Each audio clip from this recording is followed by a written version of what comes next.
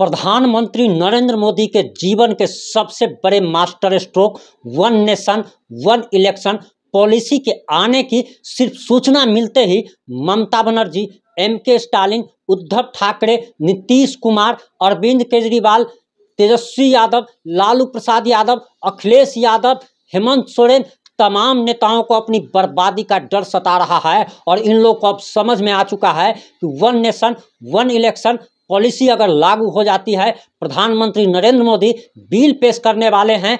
पूर्व राष्ट्रपति रामनाथ कोविंद की अध्यक्षता में कमेटी का गठन कर दिया गया है। और जैसे ही ये तमाम खबरें मीडिया चैनलों के माध्यम से चलने लगी और इन नेताओं को जब पता लगी, तो इन सारे नेताओं के, ममता बनर्जी हो, तेजस्वी यादव हो, नीतीश कुमार हो, उद्धव ठाकरे हो, एमके स्टालिन हो, अरविंद केजरीवाल हो, ऐसे तमाम नेता के चेहरे पर हवाइयाँ उड़ने लगी है। और इन लोगों को लग रहा कि अब इनकी दुकानें बंद होनी तय है और इन लोगों को अब झोला उठा करके हिमालय की तरफ निकल जाना पड़ेगा। और सबसे पहले हम आपको बिहार के माननीय उप मुख्यमंत्री तेजस्वी यादव जी का सबसे पहले एक बयान सुनाते हैं। उन्होंने मुंबई की विपक्षी दलों की मीटिंग से लौटते ही पत्रकारों से बात करते हुए उनके चेहरे पर हवाइयाँ उड़ रही थी। और सबसे पहले आप देख लीजिए कि उन्होंने बौखलाहट में आखिर क्या क्या कह दिया है। और उन्होंने बौखलाहट में जो भी बात बोली है, उस बात पर हम कुछ ऐसा जवाब देने वाले हैं कि उप मुख्यमंत्री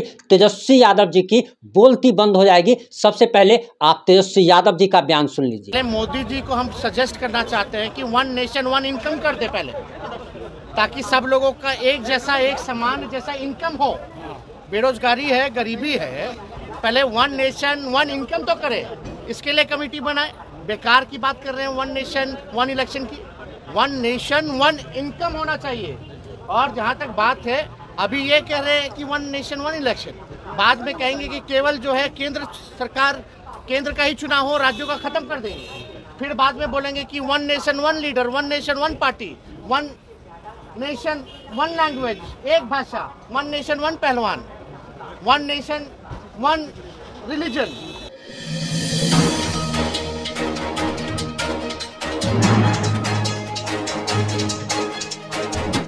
नमस्कार, मैं प्रिंस कुमार सिंह और आप देख रहे हैं पॉजिटिव इंडिया। अगर अभी तक आपने चैनल को सब्सक्राइब नहीं किया है तो खबरों से अपडेट रहने के लिए कृपया चैनल को सब्सक्राइब कर लीजिए। और जो लोग ऑलरेडी कर चुके हैं उन तमाम लोगों को सही धन्यवाद। अब आते हैं मुद्दे पे। दरअसल प्रधानमंत्री नरेंद्र मोदी देश में वन नेशन वन इलेक्शन की पॉलिसी लागू करने जा रहे हैं। इसके लिए 18 से लेकर के 22 सितंबर तक का संसद का विशेष सत्र बुलाया जा रहा है।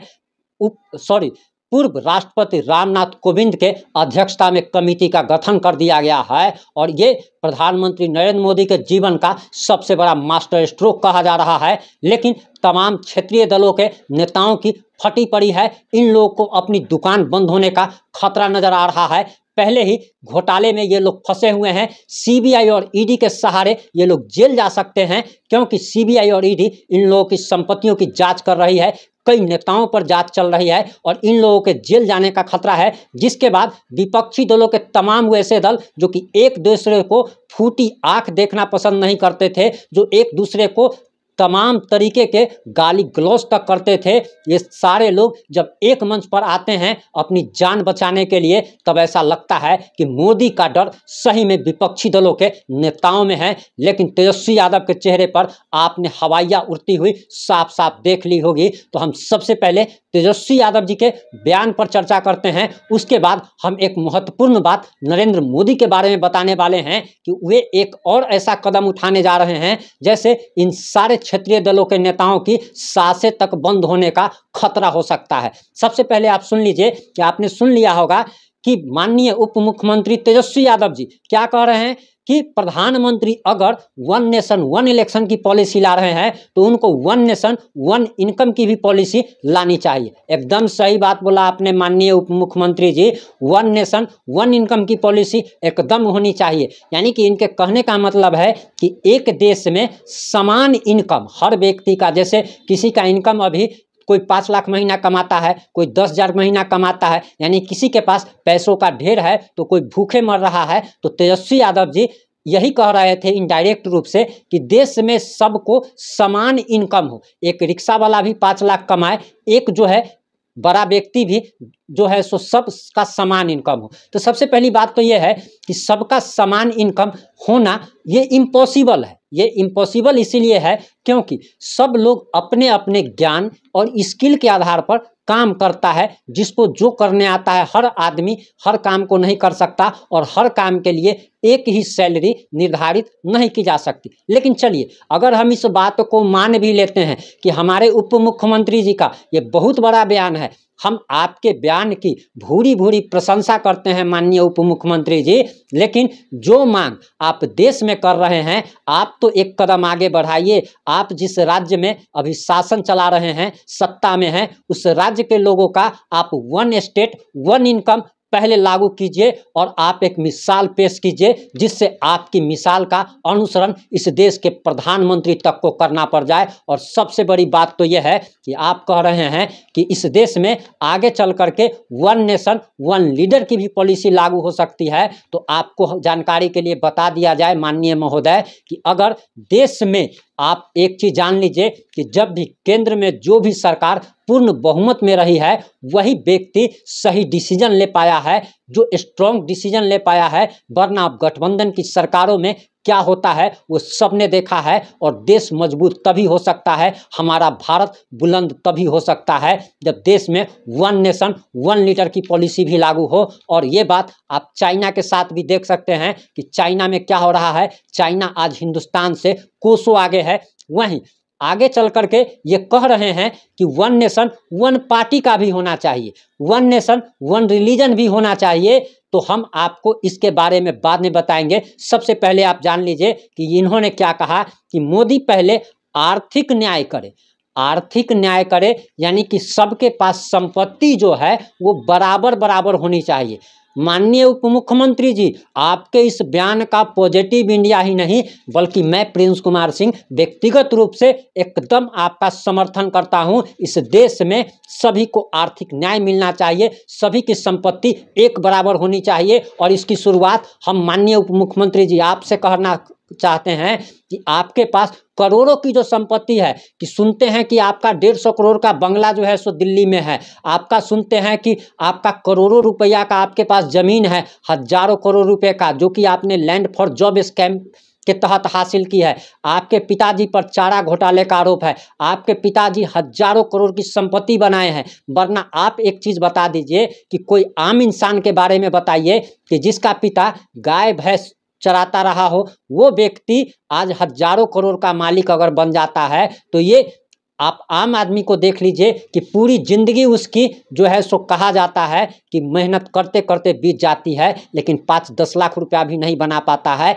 आपके पास जो हजारों करोड़ की संपत्ति है, आप सबसे पहले बिहारी भाइयों के साथ न्याय कीजिए, सब में संपत्ति को बराबर बांट दीजिए। हम आपके इस निर्णय का स्वागत करते हैं और प्रधानमंत्री नरेंद्र मोदी से भी आग्रह करेंगे कि हमारे उप मुख्यमंत्री तेजस्वी यादव जी का अनुसरण करें। आप आगे तो चलिए तेजस्वी यादव जी, आप अपनी संपत्ति को, आप आर्थिक न्याय की जो मांग कर रहे हैं, आप जो दूसरे से जो मांग कर रहे हैं, उसको आप पहले अपने घर में नियम लागू कीजिए, क्योंकि वही व्यक्ति दूसरे को सीख दे सकता है, व्यवहार दे सकता है, ज्ञान सिखा सकता है जो ज्ञानी हो। कोई अनपढ़ गवार जो है किसी को ज्ञान नहीं सिखा सकता। तो आप अगर दूसरे से अगर मांग कर रहे हैं, दूसरे को अगर कह रहे हैं कि हमको तुम इज्जत दो, तो आपको किसी से इज्जत लेने के लिए इज्जत देना भी पड़ता है। उसी तरीके से आप बिहार में आर्थिक न्याय कीजिए। आप जो हजारों करोड़ की संपत्ति पर कुंडली जमा कर जो बैठे हैं, आपको वेतन कितना मिलता है उप मुख्यमंत्री जी, ये सबको पता है कि एक विधायक को वेतन कितना मिलता है, एक सांसद को वेतन कितना मिलता है। तो फिर आखिर लाखों रुपया महीना कमाने वाला के पास हजारों करोड़ रुपए की संपत्ति कहाँ से आई।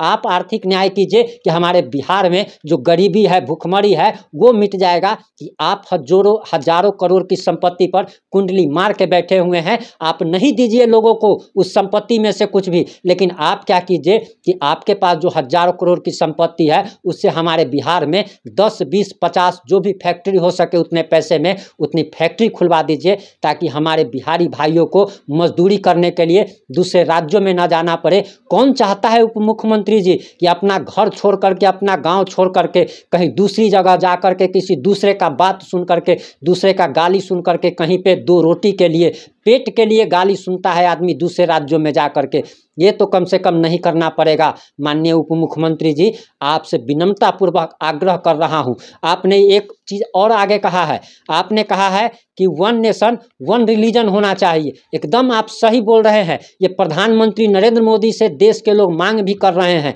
क्योंकि हमारे देश का बंटवारा साल 1947 में, हमने इतिहास पढ़ा है उप मुख्यमंत्री जी, हमारे इतिहास में ये बताया गया है कि साल 1947 में धर्म के आधार पर इस देश का बंटवारा हुआ था और मुसलमान धर्म को, इस्लाम धर्म को 1947 में उसको बांट करके पाकिस्तान हिस्सा दे दिया गया। तो आखिर हिंदुस्तान को, हमारे भारत को हिंदू राष्ट्र क्यों नहीं घोषित किया जाए? और सबसे बड़ी बात तो यह है कि जब धर्म के आधार पर बंटवारा हो चुका है तो वन नेशन वन रिलीजन क्यों नहीं लागू किया जाए? आप ये भी बता दीजिए। आप वोट के लिए अपनी माताजी से तजिया पुजवा सकते हैं, लेकिन आप हिंदुओं के धर्म पर कैसे कुटारघात करते हैं। आप शिखा रखने वाले को, चंदन लगाने वाले को, तिलक लगाने वाले को आप कहते हैं कि पाखंड कर रहा है, लेकिन आपकी माताजी जो कि राज्य की मुख्यमंत्री रह चुकी है, कोई छोटा मोटा पद नहीं होता है मुख्यमंत्री का। मुख्यमंत्री एक बहुत बड़ा पद होता है,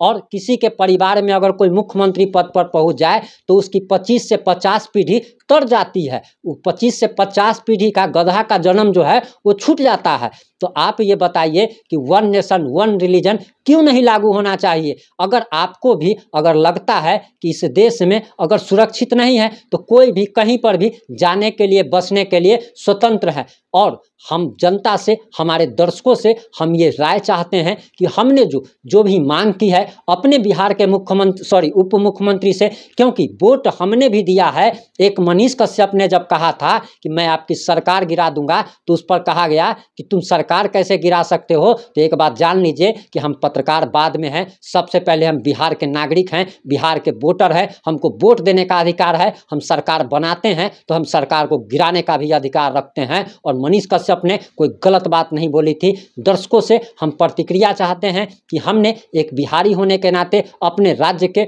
मुख्यमंत्री, उप मुख्यमंत्री से जो मांग की है, क्या हमारी मांग से आप सहमत हैं? अगर आप हमारी मांग से सहमत हैं तो इस वीडियो को ज़्यादा से ज़्यादा शेयर करके आप सारे लोगों तक पहुंचा दीजिए, पूरे बिहार वासियों तक पहुंचा दीजिए, चाहे वो देश के किसी कोने में रहे। और जो भी आप सोचते हैं, जैसा भी सोचते हैं, अपनी प्रतिक्रिया कमेंट बॉक्स में जरूर दें।